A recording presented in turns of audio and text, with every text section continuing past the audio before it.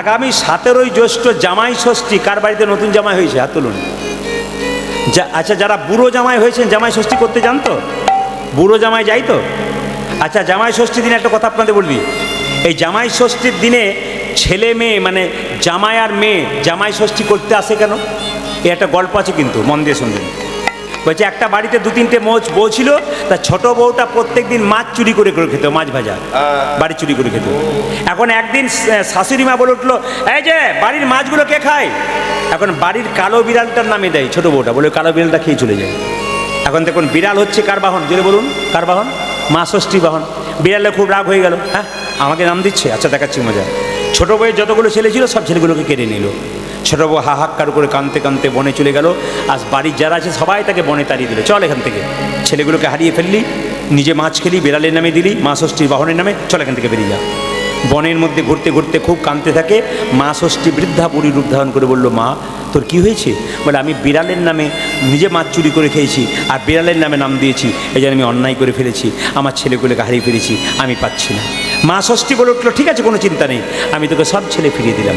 সব ছেলে ফিরে পেলো ঠিক কথা, কিন্তু শাশুড়ি মা প্রতিজ্ঞা করলো, যেহেতু তুমি অন্যায় করেছো, মাছ চুরি করেছো, নিজের ছেলেকে হারিয়েছো, আমি তোমাকে বলে দিলাম আজ থেকে তুমি বাপের বাড়ি যাওয়া চলবে না, চলবে না, চলবে না। ব্যাস, বাপের বাড়ি যাই। এখন মেয়ের বাবা মার খুব মন খারাপ। মেয়ের বিয়ের পরে যদি শ্বশুর বাড়িতে বাবার বাড়িতে না আসে তাহলে মেয়ের বাবা মায়ের কী অবস্থা হয়? মেয়ের বাবা মা তখন সিদ্ধান্ত নিল যে বছরে একদিন জ্যৈষ্ঠ মাসের শুক্লপক্ষে জামাই ষষ্ঠীর দিনে একদিন মাত্র জামাই মেয়ে বাড়িতে আসবে। এই জন্য সবাই লক্ষ্য করুন, জামাই ষষ্ঠীর দিনে মেয়ে জামাই যখন বাড়িতে আসবে একসঙ্গে যেন দুজন বাড়িতে ঢোকে। কি বললাম? একসঙ্গে। জামাইয়ের হাতে একটা সাদা সুতো 5 ফেরা বা 7 ফেরা বাঁধতে হবে, তার সঙ্গে হলুদ লাগিয়ে দিতে হবে। যারা জামাই ষষ্ঠী করতে যাবেন শুনে নিন, যদি আপনার শাশুড়ি না করে তো বলবেন যে প্রদীপপাল বলেছে, এগুলো শাস্ত্রের কথা। কি বললাম? হাতের মধ্যে 7টা বা 5টা সুতো বেঁধে দিতে হয়। নিয়ে কী করতে হয় মায়েরা? একটু ওই বেলপাতা বা একটু ফুল দিয়ে দিতে হয়। এবার লক্ষ্য করুন, দইয়ের ফোঁটা শাশুড়ি মা জামাইয়ের কপালে দেয়। আর সেদিন শাশুড়ি মা উপবাস করে থাকে, মাছ মাংস ডিম কিচ্ছু খায় না, আর যদি উপবাস না করতে পারে নিরামিষ খায়। কিন্তু জামাইয়ের জন্যে কিন্তু উত্তম মধ্যম খাওয়া দাওয়া হয়, খুব ভালো ভালো খাবার আনা হয় জামাই এবং মেয়ের জন্য। কিন্তু মাথায় রাখবেন যে যেখানে বসে আছেন, যেদিন জামাই ষষ্ঠী তার আগের দিনে বাড়ির ঈশান কোণে একটা তামার পাত্রে গঙ্গা জল নিয়ে তাতে কয়েকটা তুলসী পত্র ফেলে রাখবেন। যেদিন জামাই ষষ্ঠীর দিনে জামাই আর মেয়ে একসঙ্গে আসবে, ওই গঙ্গা জল তুলসী পত্র দেওয়া মাথায় জলটা ছিটিয়ে দেবেন, এতে মেয়ে জামাইয়ের বিরাট উপকার হবে। এই জামাই ষষ্ঠী আপনারা পালন করবেন। যদি পালন করতে পারেন লাভ আছে। একটা তালপাতার পাখা রাখতে হয়, যে কোনো ফল রাখুন আর না রাখুন, করমচা ফল কিন্তু রাখতে হবে জামাই ষষ্ঠীর দিনে, করমচা ফল। আর একটা কাঁঠাল পাতার উপরে 5 রকমের ফুল বা 5 রকমের ফল রাখতে হয়, তাহলে জামাই ষষ্ঠী পরিপূর্ণ হয়ে যায়। আপনারা জামাই ষষ্ঠী পালন করুন, আপনাদের কোনো চিন্তা নাই। যাদের নতুন জামাই আছে বা মেয়ে আছে তারা জামাই ষষ্ঠী পালন করুন।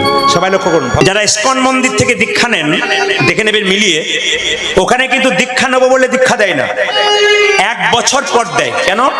বলে 1 বছর ধরে হরে কৃষ্ণ মহামন্ত্র ভজন করো, তারপর তোমাকে দীক্ষা দেবো। তাই জমি আগে উর্বর করো, তারপর বীজ ফেলবো। আর আপনি কোনো গুরুকে বলুন দীক্ষা দিন, ও সঙ্গে সঙ্গে দিয়ে দেবে। কেন? ওটা নিয়ম নয়। নিয়ম কি? দীক্ষা নিতে গেলে যদি আপনার পাকা ভক্ত হন, আপনার হৃদয়ে খুব একাগ্রতা থাকে, আমি নেবই, আপনাকে দেওয়া দরকার। আর যে দীক্ষা নেবার ইচ্ছা নাই, জোর করে দিচ্ছি, তাকে দেওয়া যাবে না। কেন? সে 1 বছর ধরে হরে কৃষ্ণ মহামন্ত্র ভজন করবে, তবে দীক্ষা নিতে হবে। ছোট্ট ছেলে বললো, আচ্ছা গুরুদেব দীক্ষা মানে কি? দীক্ষা মানে দেখা। আপনার যখন জন্ম নেবেন তখন 2টো চোখ হয়, একটা ডান চোখ একটা বাম চোখ। গুরুদেবের কাছে মন্ত্রণে একটা চোখ হয়, সেই চোখটার নাম হচ্ছে জ্ঞান চক্ষু। আর দীক্ষা মানে কি? দিয়ে খা। এখানে যারা হাত তুললেন আমরা দীক্ষা নিয়েছি, তাদেরকে বলবো দীক্ষা নেওয়া সার্থক তখন সকালবেলায় স্নান করে আগে গোবিন্দকে দেবেন, তারপর দীক্ষা নেওয়া সার্থক হবে। আর গোবিন্দকে না দিয়ে খেলে দীক্ষা নিয়ে কোনো সার্থক নেই। একটা কথা আপনাদের বলে যাই, যারা দেখবেন আমি বিএ পাস করে একটা চাকরি বাকরি পেয়ে যাই, তারা ভগবান ভজনা করে না, তারা দীক্ষা নেয় না, ওদেরকে বলবেন। কিছুদিন আগে আপনারা সবাই দেখেছেন একজন বিখ্যাত বিজ্ঞানী কি সুনিতা উইলিয়ামস, তিনি কোথায় গিয়েছিলেন? চাঁদে গিয়েছিলেন। কতদিন ধরে? প্রায় 9 মাস ধরে। আচ্ছা বলুন তো, তার ব্যাগের মধ্যে কি ছিল? শ্রীমদ্ ভাগবত গীতা। আর কিসের মূর্তি ছিল বলুন তো? একটা গণেশ ঠাকুরের মূর্তি ছিল। তাহলে এত বড় বিজ্ঞানী যিনি চাঁদে গিয়েছিলেন, তিনি পর্যন্ত ভগবানকে বিশ্বাস করেন। দেখুন মায়েরা, যিনি মহাত্মা গান্ধীর টাকার উপরে যার ছবি থাকে, এলাহাবাদ কোর্টের ব্যারিস্টার ছিলেন। সকালবেলায় ঘুম থেকে উঠে গীতা পড়তেন স্নান করে, আর গীতাকে মা বলতেন, নিজের মাকে মা বলতেন, আর গীতাটাকে হাতে নিয়ে বলতেন কি, গীতাকে হাতে নিয়ে বলতেন, হে প্রভু তুমি আমাকে সম্পদ দিও না, সম্পদ দিলে তোমাকে ভুলে যাব, তুমি আমাকে বিপদ দাও, আমি তোমায় মনে রাখতে পারবো। এত বড় কথা কে বলেছিল? একমাত্র বলেছিল কে, জোরে বলুন, কে বলেছিল? একমাত্র বলেছিল মহাত্মা গান্ধী। এত মহাপুরুষ মারা গেছে গুলি খেয়ে, পৃথিবীতে বহু মানুষ মারা গেছে আততায়ী গুলি খেয়ে, কিন্তু একজন গুলি খাওয়ার পর ভগবানের নাম বলতে বলতে মারা গেছে। তিনি কে? তিনি হলেন কে বলুন? তিনি হলেন মহাত্মা গান্ধী। যখন তাকে নাথুরাম গডসে গুলি করেছিল, মৃত্যুর আগে হারাম হারাম হারাম বলে মরেছিল। তার মানে কি? ভগবানের নাম করতে করতে মরেছিল। আমি আপনাদের বলতে চাই, বিখ্যাত বিজ্ঞানী আইনস্টাইন জীবনে কোনোদিন মাছ মাংস খায় নাই, চিরকাল নিরামিষ খেয়েছে। বিখ্যাত বিজ্ঞানী তিনি হচ্ছেন আমাদের আইজাক নিউটন, তিনি ভগবানকে বিশ্বাস করতেন।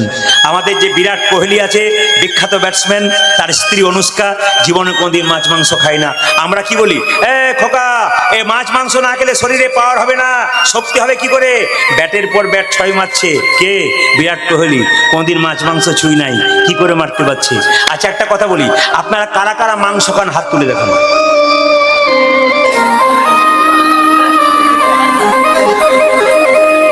আমার দাদা, হ্যাঁ খুব ভালো, খুব ভালো, খুশি, আমি খুশি। আপনারা লজ্জায় খান তো? আচ্ছা দাঁড়ান দাঁড়ান, এখানে অনেকে দেখিয়েছে, আপনার 2-1 জন দেখিয়েছেন, আর 2-4 জন বলছে এখানে বলিস না, ঘরে কি বলবি, একবার এখানে বলবি, চুপ করে থাক। এই দিকে দেখেন মায়েরা, আপনারা যারা হাত তুললেন মাংস খান, তাদেরকে একটা কথা জিজ্ঞেস করি, আঙ্গুলটা তুলুন তো, একটা আঙ্গুল তুলুন, তুলুন, একজন তুলুন, একটা আঙ্গুল তুলুন। আচ্ছা ওই আঙ্গুলটা আমাকে কালকে একটু কেটে দেবেন, আমি ঝোল করে খাবো। জোরে বলুন, দেবেন? আপনারা বলুন, দেবেন? আপনার আঙুলটা কেটে দিতে আপনার কত কষ্ট হয়, একটা পশু বা পাখির গলা যখন কাটবেন তার কত কষ্ট হয়। আমার কথাগুলো যৌক্তিকতা আছে কিনা, আমার কথাগুলো সত্যতা আছে কিনা আগে বিচার করবেন। এইদিকে এইদিকে এইদিকে, যদি মনে করেন আমি কারো মাংস খাবো, তবে আপনার আঙুলটা আমাকে কেটে দিন, আমি ঝোল করে খাবো। আপনি আপনার আঙুল দেবেন না। একটা পশুকে যখন মারছেন, আপনার পশুর কত কষ্ট হচ্ছে। আচ্ছা বলে রাখি, তাকান, যে মাংস খায় তার সামনের দাঁত দুটো বড় হয়, যে মাংস খায় তার সামনের দাঁত দুটো জোরে বলুন বড়। আচ্ছা আপনারা মাংস খান, কিছু মনে করবেন না, গরু ঘাস খায়, দাঁতগুলো কেমন? হরিণ ঘাস খায়, দাঁত দুটো কেমন? আয়না নিয়ে দেখবেন আপনার দাঁতগুলো কুকুরের সঙ্গে বিড়ালের সঙ্গে মিল আছে, না হরিণ আর গরুর সঙ্গে মিল আছে? জোরে বলুন, কোনটা মিল আছে? হরিণ আর গরুর সঙ্গে। তাহলে আমাদের খাবার কি?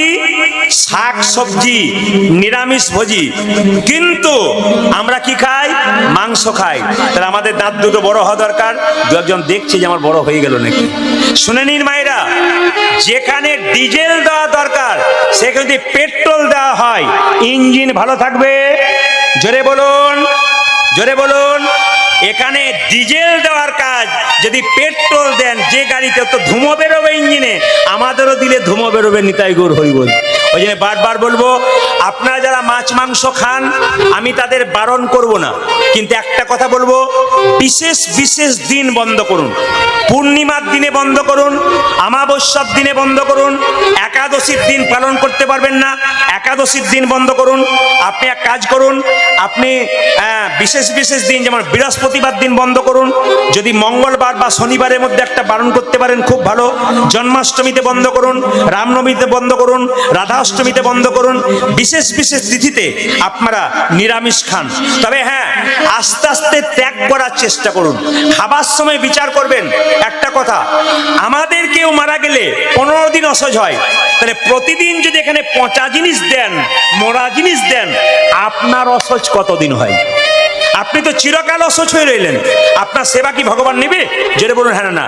পেটে প্রত্যেকদিন পচা জিনিস ঢোকাচ্ছেন, মরা জিনিস ঢোকাচ্ছেন, আপনি তো অসহ্য অবস্থায় আছেন, আপনি ভগবানকে কি সেবা দেবেন? এই কথাগুলো বিচার করবেন। এতগুলো কথা বলা ঠিক নয়, কারণ সময়ের ব্যাপার আছে। 20 লক্ষবার গাছ গাছরা রূপে জনম নিলাম। কত লক্ষবার বললাম? জোরে বলুন, 20 লক্ষবার। আপনাদের ফলতাতে এসে আমি খুব খুশি, আপনাদের ভক্তি দেখে। 20 লক্ষ বার গাছ গাছরা রূপে জন্মে নিলাম, কত রকমের গাছ হতে হতে যেদিন তুলসী বৃক্ষ রূপে জন্মে নিলাম, যেদিন তুলসীর মালা ভক্ত কণ্ঠে নিল, যেদিন তুলসীর পাতা গোবিন্দের সেবায় লাগানো হলো, সেই দিন তুলসী গাছ থেকে আমি মুক্তি পেয়ে গেলাম। এবার কি 11 লক্ষ বার কৃমিকীট রূপে জন্ম নিলাম, কত রকমের পোকা হতে হতে যেদিন আমি সবাই তাকান, কত রকমের পোকা হতে হতে যেদিন ভ্রমর কুলে জন্মে নিলাম, যেদিন ফুলে ফুলে মধু সংগ্রহ করে গোবিন্দের সেবায় লাগালাম, সেই দিন থেকে আমার পোকা জন্মে থেকে মুক্তি হয়ে গেল। কত হলো মায়েরা? 20 আর 11 কত হলো? 20 আর 11 কত হলো? জোরে বলুন। 31। আচ্ছা, 9 লক্ষ বার জলে জন্মে নিলাম, কত রকমের মাছ কাঁকড়া হতে হতে যেদিন শঙ্খ রূপে জন্মে নিলাম, যেদিন মায়েদের মুখে আমি 3 বারে বেজে উঠিলাম, সেই দিন আমার জল জন্ম থেকে মুক্তি হয়ে গেল। কত হলো বলুন? কত হলো? 40। 30 লক্ষ বার পশুকুলে জন্মে নিলাম, কত রকমের পশু হতে হতে যেদিন গাভী কুলে জন্মে নিলাম, যেদিন গাভীর দুগ্ধ দিয়ে গোবিন্দের সেবা হলো, যেদিন গাভীর চামড়া দিয়ে মহাপ্রভুর শ্রীখল তৈরি হলো, সেই শ্রীখল যেদিন ভগবানের মন্দিরে বেজে উঠিল, সেই দিন আমার পশু জন্মে থেকে মুক্তি হয়ে গেল।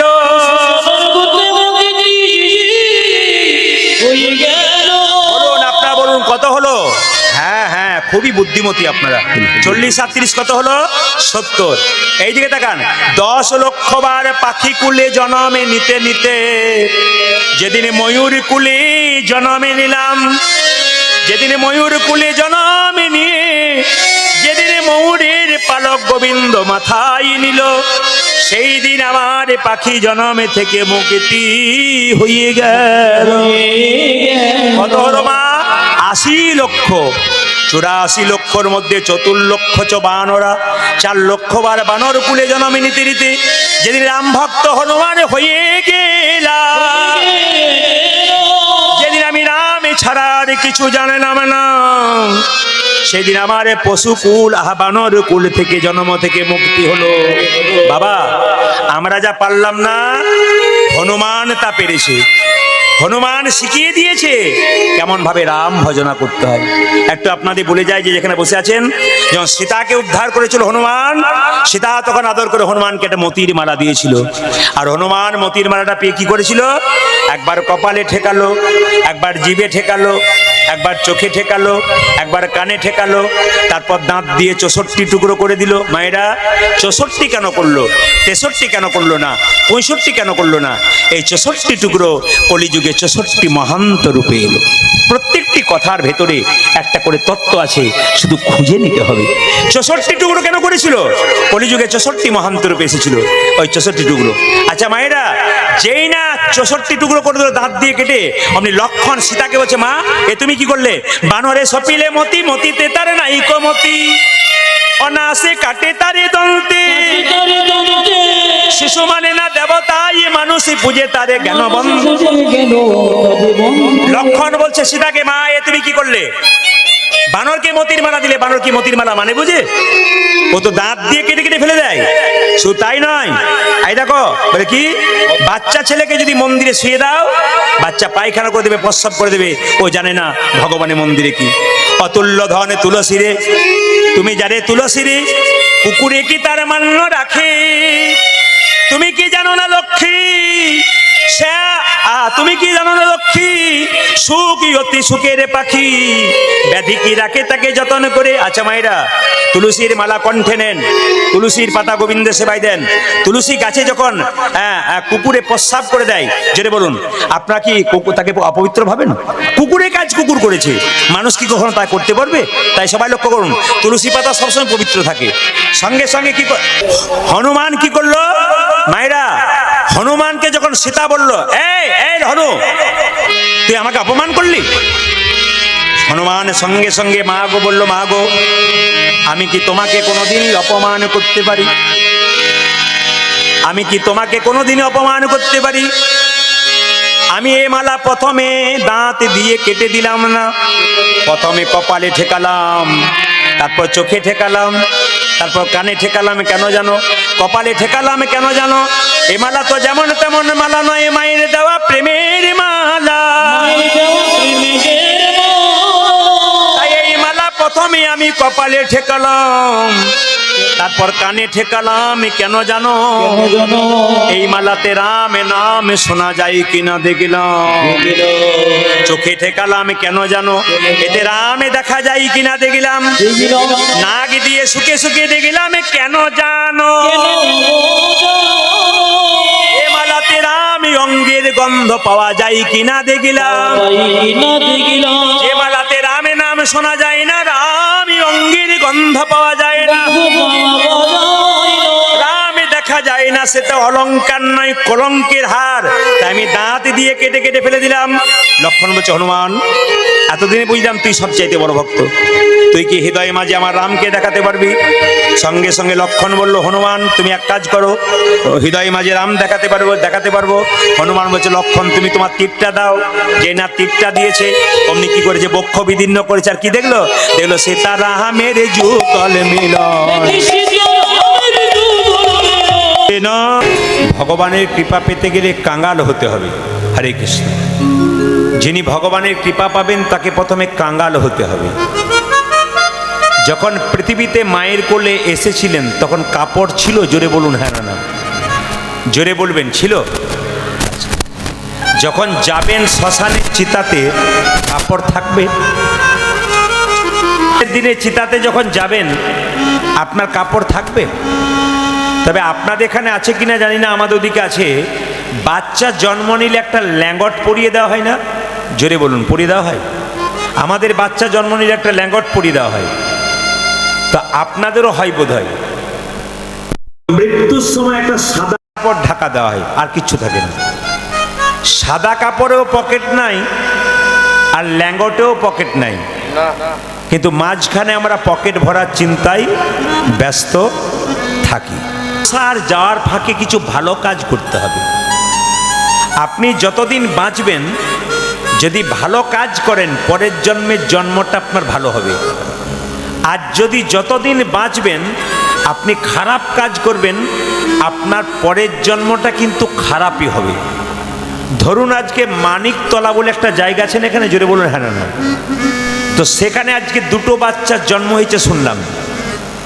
একটা বাচ্চা বড় লোকের বাড়িতে সোনার চামচ মুখে নিয়ে জন্ম নিয়েছে, আর একটা বাচ্চা গরিবের বাড়িতে ভিখারির ঘরে জন্ম নিয়েছে, মায়ের দুধ পাচ্ছে না।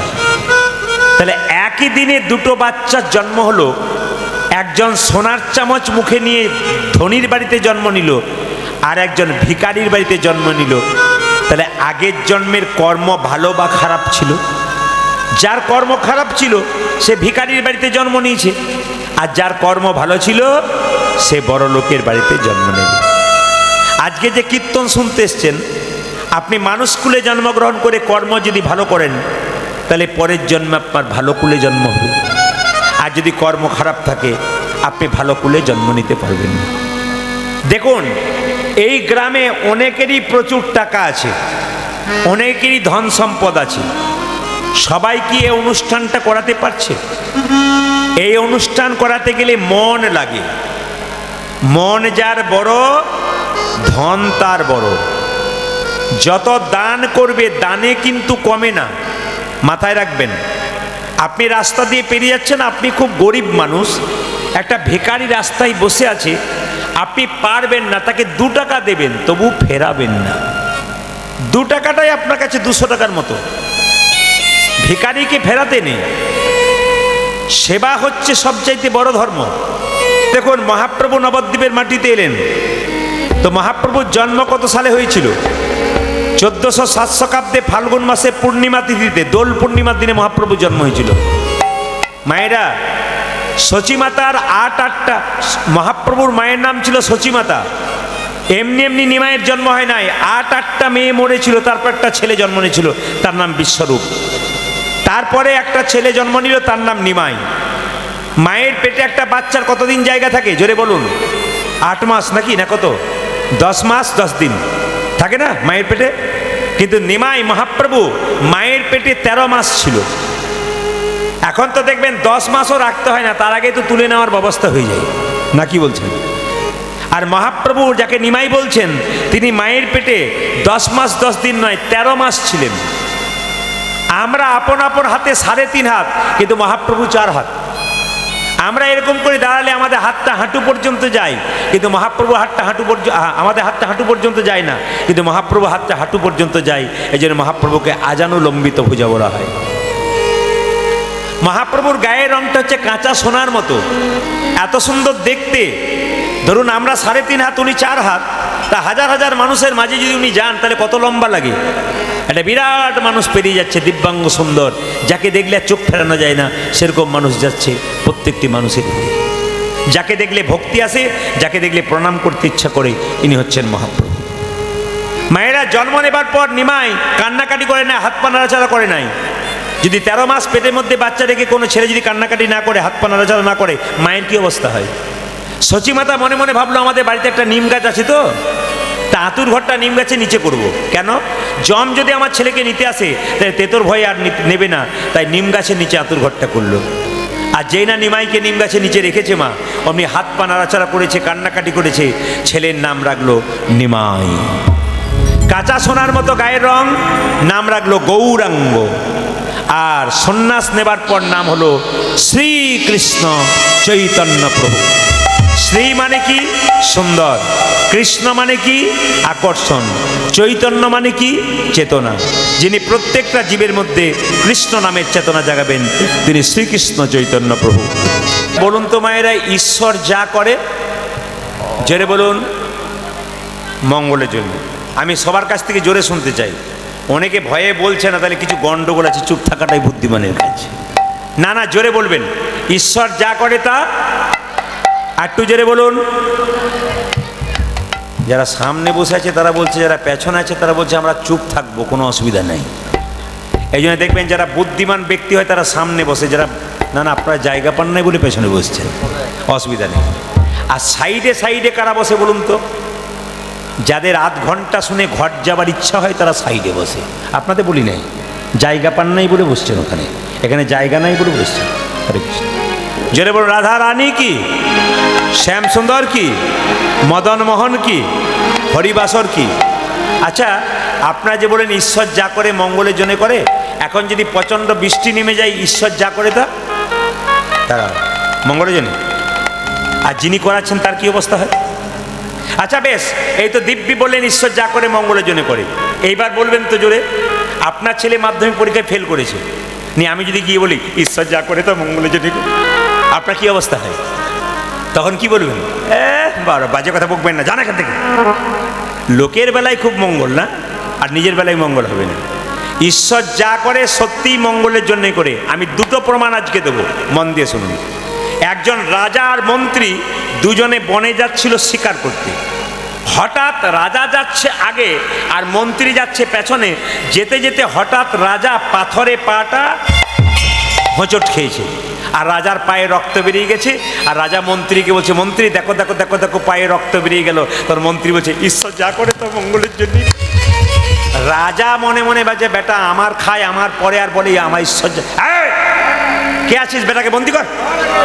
এখন মন্ত্রীকে বাড়িতে বন্দি করেছে। সবাই শুনুন ভালো করে। রাজা একাই বনে গেছে। তা গভীর বনে ঢুকতে ঢুকতে একটা কালী মন্দির আছে, যেখানে প্রত্যেক দিন মানুষ বলি দেওয়া হয়। আজকে কাউকে পায় নাই, পাবি তো পার রাজাকেই পেয়েছে। আচ্ছা মায়েরা বলুন তো, যদি কোনো ছাগলকে মায়ের মন্দিরে বলি দেন আর ছাগলের পায়ে রক্ত বেরিয়ে যায় বা খুঁত হয়ে যায়, মায়ের মন্দিরে বলি হয়? জোরে বলুন হ্যাঁ না না, একবার জোরে বলবেন হ্যাঁ না না। আচ্ছা রাজাকে যেই না ধরেছে, চেনে না তো রাজা বটে, এখন যেই না ধরে বলি জয় মা, এখন যেই না জয় মা বলে খড়গটা তুলেছে কাটতে যাবে, একজন বলে দাঁড়াও, পায়ে হোঁচট খেয়েছে, রক্ত বেরিয়েছে, এখন চেনে না রাজা ওঠে, লোকে দু থাপড় দিয়ে পাঠিয়ে দিয়েছে।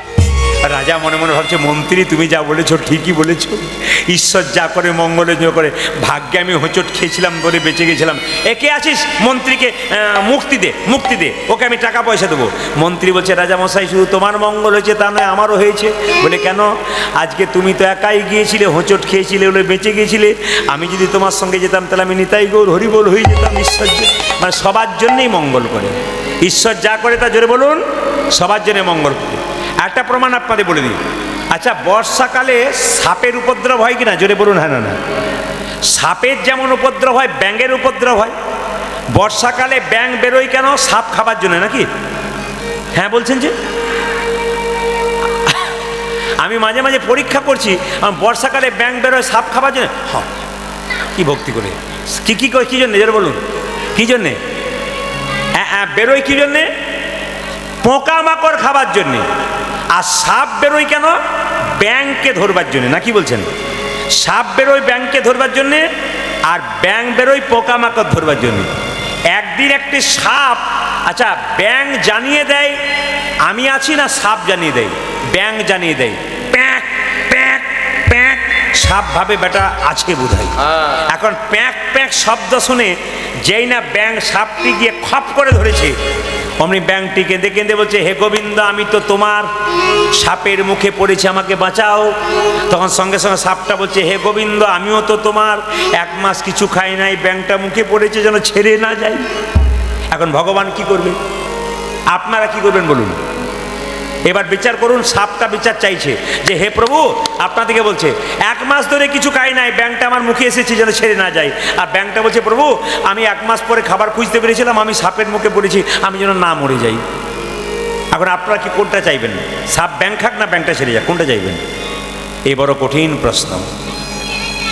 ব্যাঙটা ছেড়ে যাক, যা বলেছে তো এটা তো লাভ আছে। বাচ্চার মা বলতে পারছে না কিন্তু বাচ্চা বলতে পেরেছে। এই দিকে তাকাবেন, কি বললাম? সাপটা বলছে হে প্রভু 1 মাস খাই নাই যেন ব্যাঙটা ছেড়ে না যায়। আর ব্যাঙটা বলছে হে প্রভু, সাপটা বলছে হে প্রভু আমি 1 মাস খাই নাই ছেড়ে না যাই, ব্যাঙটা বলছে যেন আমি মরে না যাই। তখন সঙ্গে সঙ্গে ভগবান বিচার কি করছে দেখুন, ব্যাঙটাকে বলছে এই যে নড়াচড়া করো না, নড়াচড়া করো না, নড়াচড়া করো না, নড়াচড়া করো না।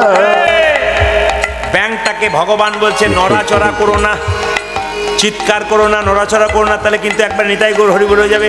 আর সাপটাকে বলছে ধরেছো তো ছেড়ো না, ধরেছো তো ছেড়ো না, ধরেছো তো ছেড়ো না, তুমি ধরেছো তো ছেড়ো না।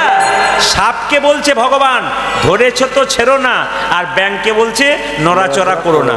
এখন ব্যাঙটা সাপের মুখে অনেকক্ষণ ধরে বসে আছে, মনে মনে ভাবছে স্বয়ং ভগবান যদি আমাকে মরতে বলেছে, চুপ করে থাকতে বলেছে, চুপ থাকাটাই বুদ্ধিমানের কাজ।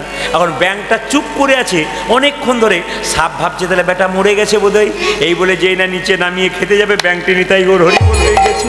তার মানে কি ভগবান সবাইকে সুবুদ্ধি দেয়, যে নিতে পারে তার হয় আর যে নিতে পারে না তার হয় না। হরিনাম শুনতে যদি এসছেন, যে নিজের জায়গায় বসেছেন, নড়াচড়া করো না, নড়াচড়া করো না, নড়াচড়া করো না, নড়াচড়া করো না, ওই চরণে মতি দাও হে নড়াচড়া করো না, তুমি ওই চরণে মতি দাও হে নড়াচড়া করো না, ওই চরণে মতি দাও হে নড়াচড়া করো না, ওই চরণে মতি দাও হে নড়াচড়া করো না। সাপের মতো ভক্ত যাদেরকে তাদেরকে বলছে ধরেছো তো ছেড়ো না, ধরেছো তো ছেড়ো না না, না ধরেছো তো ছেড়ো না, না না ধরেছো তো ছেড়ো না। কি গোবিন্দের চরণ যদি ধরেছো আর ছেড়ো না, ছাড়লে বিপদ আছে। ধরেছো তো ছেড়ো না, তোমরা ধরেছ তো ছেড়ো না, ধরেছ তো ছেড়ো না, না না ধরে তো ছেড়ো না, ও যে ওই চরণে মতি দাও হে, ধরেছ তো ছেড়ো না। তোমরা ওই চরণে মতি দাও হে, ধরেছ তো ছেড়ো না। হ্যাঁ, ওই চরণে মতি দাও হে, ধরেছ তো ছেড়ো না। তোমরা ওই চরণে মতি দাও হে, ধরে তো ছেড়ো না। যেমন আমরা একটা কথা বলি যে গয়া কাশী বৃন্দাবন যদি কেউ কোনোদিন যান, জগন্নাথ ধাম যান, ফল ত্যাগ করে আসতে হয়। বাবারা সবাই শুনবেন, যখন মন্দিরে যাবেন না, গয়া কাশী বৃন্দাবন যাবেন, একটা ফল ত্যাগ করবেন। যেমন আমি প্রদীপ পাল 3টে ফল খেতে ভালোবাসি, কলা, আপেল, লেবু। ধরুন আমি কলা, আপেল, লেবু খেতে যাই, ভালোবাসি। এবার আমি গয়া কাশী ধাম গেলাম, আমি কি করবো? একটা ফল ত্যাগ করতে হবে। আমি কি বললাম, হে প্রভু, আমি আপেলটা খুব প্রিয় আমার, আমি তোমাকে ত্যাগ করে দিলাম, এই আপেল আমি জীবনে খাবো না। যখনই তীর্থস্থানে যেতে হয়, একটা ফল ত্যাগ করে আসতে হয়, যেটা আপনার প্রিয় ফল, যেটা আপনি খেতে খুব ভালোবাসেন, ওটাকে চিরজীবনের জন্য ভগবানকে দিয়ে আসতে হয়। ওইটা ফল ত্যাগ করলে তীর্থের ফল পাওয়া যায়। মাধব মাধব সুধা মাখা এই নাম, হরি নাম, মধু মাখা এই নাম, নাম নাম উলধ্বনি। আজ কৃষ্ণ কেশব কৃষ্ণ মাধব, সুধা মাধবে হরে মধু মাখা এই নাম। কৃষ্ণ কেশব কৃষ্ণ মাধব, সুধা মাখা এই নাম, হরি নাম, মধু মাখা এই নাম, নাম উলধ্বনি, উলধ্বনি। কৃষ্ণ কেশব কৃষ্ণ মাধব, সুধা মাখা এই নাম, হরি নাম, মধু মাখা এই নাম। এই নাম জপ হলো আপনার, এই নাম নাম জপ হলো আপন। ভাইরা, এটা মহাপ্রভু বাণী। 10-5 সবে মিলে দাঁড়িতে বসে কীর্তন করো, হবে হাতে তালি দিয়া। যেখানেই কীর্তন হবে, বাড়িতে সময় পাও না, এখানে যখন সুযোগ পেয়েছো, হরিনাম যখন হয়, সবাই মিলে বাহু তুলে করে, একটু তালিটা অন্তত দিও। কে বলছে? মহাপ্রভু। সবাই মিলে কৃষ্ণ কেশব কৃষ্ণ মাধব, সুধা মাখা এই নাম, হরি নাম, মধু মাখা এই নাম, নাম। কৃষ্ণ কেশব কৃষ্ণ মাধব, সুধা মাধবে হরে মধু মাখা এই নাম। এই নাম জপ হলো আপনার, এই নাম জপ হলো আপনারে, এই নাম জপ হলো আপনারি। এই হরি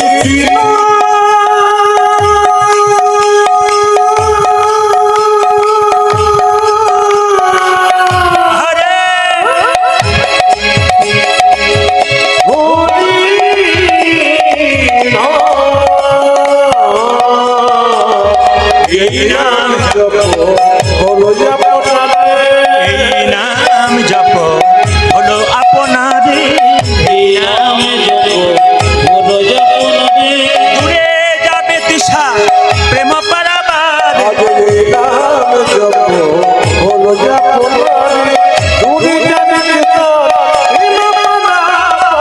জপরে জপরে জপরি রসনা জপরে জপরে জপরে রসনা জপরে জপরে জপরি রসনা সোধা মাখা এই নাম হরি নাম মধু মাখা এই নাম উলধ্বনি আজ কৃষ্ণ কেশব কৃষ্ণ মধুমত এই নাম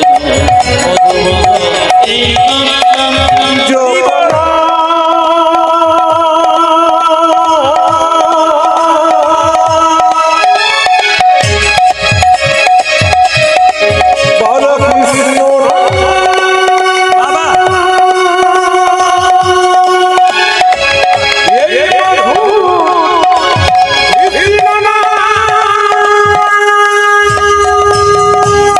রাধা রানী কি শ্যাম সুন্দর কি মদন মোহন কি যারা বসে ঘুমাচ্ছে তাদের কি দু একজন করছে আর কি জেনে বলুন রাধা রানী কি শ্যাম সুন্দর কি বাবা এই যে দেখেন বাবা মা একদিন বুঝিয়ে দিল কৃষ্ণচরণ লাভ করা মানব জন্মের একমাত্র উদ্দেশ্য এই দুঃখী তোকে এমনি পাই নাই জগন্নাথ মন্দিরে প্রণাম করে পেয়েছি জগন্নাথ কৃপা করে দিয়েছে তোর ইচ্ছা কি হবে গোবিন্দের চরণ পাড়া ছোট্ট ছেলেটা বলল সংসার থেকে ভগবানকে পাবো না সংসারে বাইরে যেতে হবে তিনি কি করলেন তাকান বাবা মা শুয়ে আছে আর ছোট্ট দুঃখী বাবা মাকে প্রণাম করে বলছে বাবা মা তোমরা ঘুমাচ্ছ কৃষ্ণচরণ লাভ করার যে একমাত্র উদ্দেশ্য হয় আমি নবদ্বীপে যাব কালনাতে যাব গুরুর কাছে দীক্ষা নিয়ে তারপর আমি ভগবানকে ভজনা করব আমি চলে যাই আমি চলে যাব আমি চলে যাই চলে যাব দেখুন দেখুন ক বছর বয়স বললাম 5 বছর বাবা মা শুয়ে আছে আর রাত্রিবেলায় ঘুম ভেঙে গেছে আমি চলে যাই চলে যাব আমি চলে চলে যাই যাব সবাই মিলে ছোট্ট ছেলেকে বিদায় দিন দাও গো বিদায় হরি বল। আমি চলে যাব আমি চলে যাব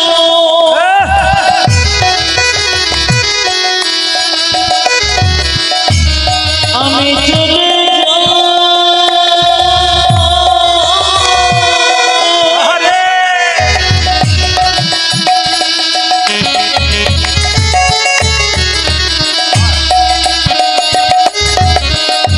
দাও গোবিন্দ আমি চলে যাই আমি চলে যাই দাও গো বিদায় উলধ্বনি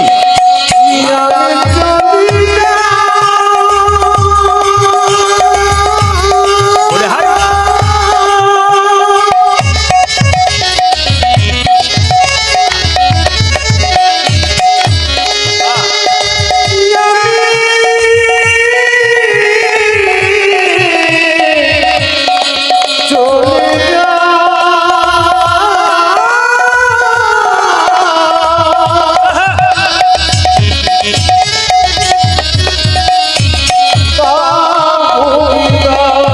বিদায় জননী বিদায় জন্মভূমি বিদায় জন বিদায় জন্মভূমি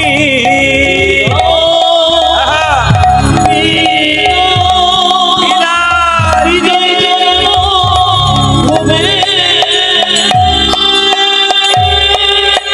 আর যেতে যেতে যখন রাস্তায় যাচ্ছে সকাল হয়ে গেছে রাত্রিবেলায় বেরিয়েছে কেউ জিজ্ঞেস করছে আরে খোকা কোথায় যাবি ছোট্ট ছেলে বলছে হ্যাঁ গো নবদ্বীপ কত দূরে বলতে পারো একজন বলছে খোকা নবদ্বীপ নবদ্বীপ করছিস কেন ভিক্ষা নিবি ভিক্ষা নে সঙ্গে সঙ্গে ছোট্ট ছেলে বলছে, আমাকে ভিখারি বললে? আমি টাকা পয়সার ভিখারি নই, তবে কিসের ভিখারি? আমি প্রেমেরও ভিখারি, প্রেম ভিক্ষা করি, যাব গো নদিয়ায়, যাব গো নদিয়ায়।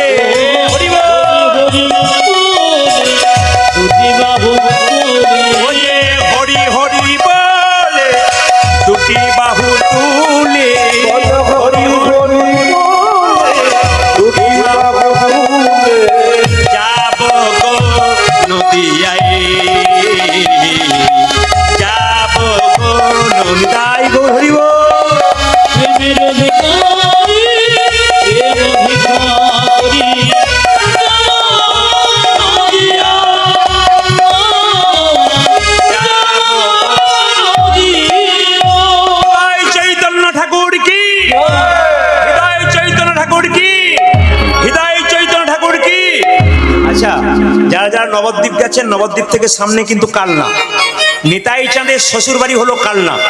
ওই কালনাতে একজন বিখ্যাত গুরুদেব ছিলেন, তার নাম হৃদয় চৈতন্য ঠাকুর। আচ্ছা বাবা, তার নাম হৃদয় চৈতন্য কেন হলো? হৃদয় মাঝে নিতাই গৌরকে নাচিয়েছিল, তাই নাম হয়েছিল হৃদয় চৈতন্য ঠাকুর। সবাই তাকান, হৃদয় চৈতন্য বেরিয়েছে। এই এই এই কি নাম রে তোর? আমার নাম দুঃখী। দাদা দাদা, কি জন্য এসছিস? আমি আপনার কাছে দীক্ষা নেব। গুরুদেব বলল, দীক্ষা আমি সহজে কাউকে দিই না। ছোট ছেলেকে বলল গুরুদেব, আমি দীক্ষা সহজে দিই না, তবে পরীক্ষা দিতে হবে। এই দেখ, তোকে একটা কি দিলাম, একটা মাটির কলসি দিলাম। এই মাটির কলসিটা নিয়ে প্রত্যেকদিন গঙ্গা থেকে জলে আমার তুলসী বাগানে দিয়ে দেখবে, আমি তোকে একদিন কৃপা করে দেবো। সবাই মাথায় কাপড় নিন। ছোট্ট দুঃখী কি করলো? গুরুদেবের গুণগান গাইতে গাইতে যাচ্ছে, জয় জয় শ্রী গুরু প্রেম কলপতরু, জয় জয় শ্রী গুরু। সবাই গুরুকে স্মরণ করুন। ভাইরা, যারা যারা গুরু মন্ত্র নিয়েছেন, নিজের গুরুকে একবার স্মরণ করবেন। গানটা গাইতে গাইতে আমি গাইবো, আপনার গুরুকে স্মরণ করুন। জয় জয় শ্রী গুরু প্রেম কলপতরু, জয় জয় শ্রী গুরু প্রেম কলপতরু, অদ্ভুত জাত জাত প্রকাশ, অদ্ভুত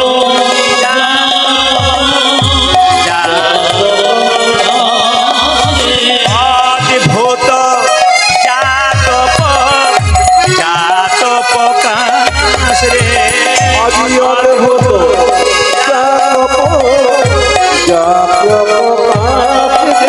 আমার অজ্ঞানী আধার দূরী করেছি,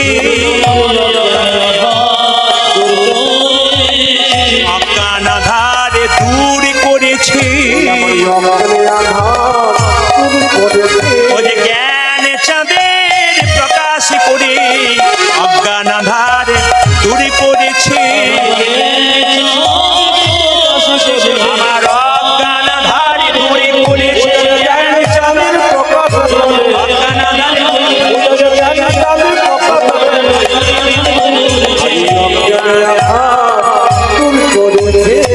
ভাইরা, সবাই মিলে বলুন, আপন আপন গুরুদেব কি, আপন আপন গুরুদেব কি, আপন আপন গুরুদেব কি। দুঃখী 5 বছর বয়স, একটা এত বড় মাটির কলসি মাথায় নিয়ে আস্তে আস্তে ঘষা লেগে তার মাথায় দগদগে ঘা হয়ে গেল। আর দুঃখীর সঙ্গে সঙ্গে মাথায় একটা পাগড়ি বেঁধে নিল। গুরুদেব হৃদয় চৈতন্য বলে, হ্যাঁ রে দুঃখী, তুই মাথায় পাগড়ি বাঁধলি কেন? গুরুদেব, আমি মাথায় পাগড়ি বেঁধেছি, আমার কষ্ট হচ্ছিল। এই শোন, এত সুখে কৃষ্ণ ভজন হয় না, পাগড়ি খোল। দুঃখী বলল, পাকড়ি আমি খুলবো না, যদি খুলতে হয় তবে আপনি খুলে দিন, আমি কিন্তু খুলবো না। যেই না গুরুদেব জোর করে পাকড়িটা খুলে দিয়েছে মা, সঙ্গে থেকে দেখলো পুঁজ, রক্ত, পোকা। হ্যাঁ রে দুঃখী, তুই যেদিনে বাবা মাকে ত্যাগ করে আমার কাছে এসেছিলি, সেই দিন থেকে আমি তোর বাবা, আমি তোর মা। তোর মাথাতে দগদগে ঘা হয়েছে, তুই আমায় বলিসনি কেন? ছোট্ট দুঃখী কেঁদে কেঁদে বলে, গুরুদেব আমি যদি বলতাম আমার মাথায় ঘা হয়েছে, তুমি না হয় কবিরাজ দেখে আমার চিকিৎসা করাতে, কবিরাজ আমায় মলম মেখে শুয়ে থাকতে বলতো, কিন্তু আমি যে কৃষ্ণ সেবায় বঞ্চিত হতাম। হরিব গুরু গুরু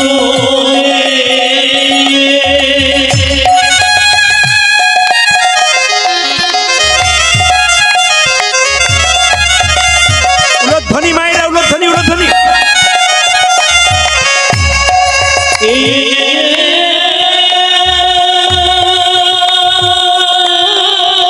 হরিব।